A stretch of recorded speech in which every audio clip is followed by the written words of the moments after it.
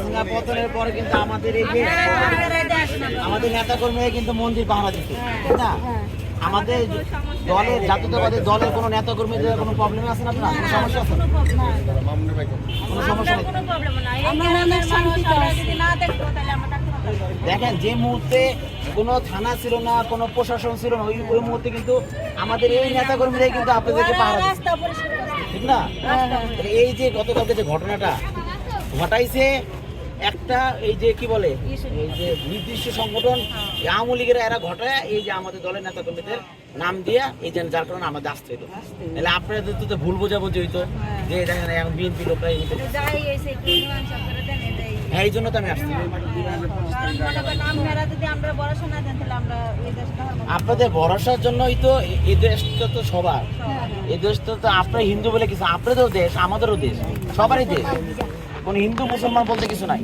যার কারণে আপনাদের উপরে একটু এই স্বৈরাচারী সরকার যেটা বিতাড়িত হয়েছে চাপ প্রয়োগ করছে বলেই হাসিনা পতনের পর আমাদের এই নেতা কর্মীরা কিন্তু আপনাদেরকে গার্ড দিয়ে দিয়ে মন্দির ভিতরে রাখছে। প্রদর্শন আছে? কোনো প্রদর্শন নাই। 4 দিন আগের ঘটনা, আইসাই কলা গাছ কাটছে, বাঁশ কাটছে। কারা কাটছে? মূল ফ্যাক্টরটা নাসির, এই যে দেখেন এখানে আছে নাসির। এই নাসির কোন সংগঠন করে? নাসির কোন সংগঠন করে না। আচ্ছা, এটা আলিমুল্লাহর সাথে চলাফেরা করতো। ওই যে আওয়ামী লীগ, মানে ইস্টার্ন হাউজিং যারা রাজত্ব করতো এক সময়। নাসির মানে আওয়ামী লীগ করে আলিমুল্লাহর লোক। আপনি যে ইস্টার্ন হাউজিং যে মাতবুরি করছে, হ্যাঁ, যে তোরা কিভাবে থাকস এখানে দেখুন, বিভিন্ন কথা বলার পরে তখন আমি ফোন দিলাম থানায়, পল্লবী থানায়, রূপনগর থানায়।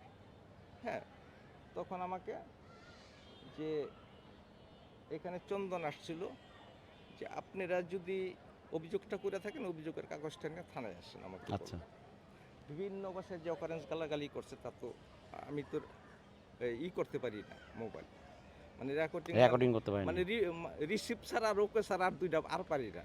আজকে এখানে যখন আমি আসলাম, এখানে মন্দিরের কমিটির সহসভাপতি, উনি আসলে নামটা আমি শান্তি দা, তো উনি আমাকে আসার সাথে সাথে একটি কাগজ দিয়েছেন জিডি, যেটা 2/9/2025 সালে করা।